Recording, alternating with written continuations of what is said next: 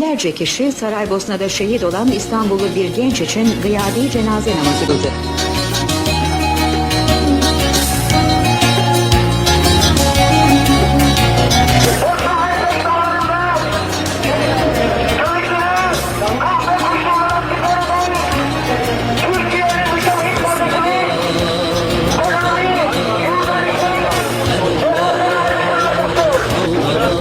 Kılınan cenaze namazı ardından cami duvarına Selami Yurtlar'ın dev bir resmi asıldı.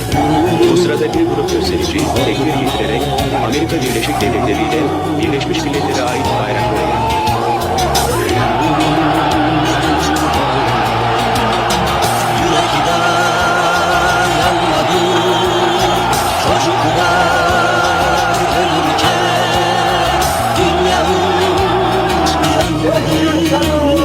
İnsanlık ölürken, insanlık ölürken, insanlık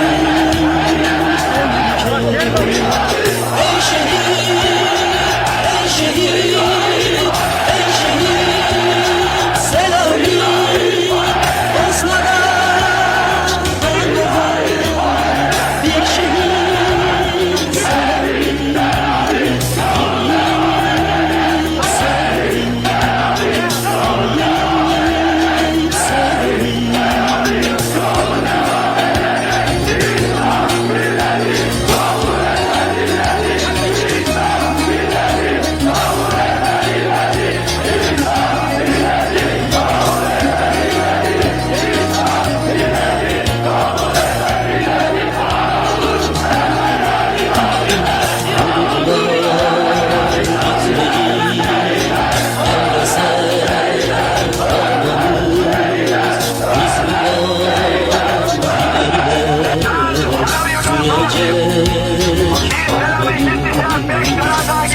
Sürecek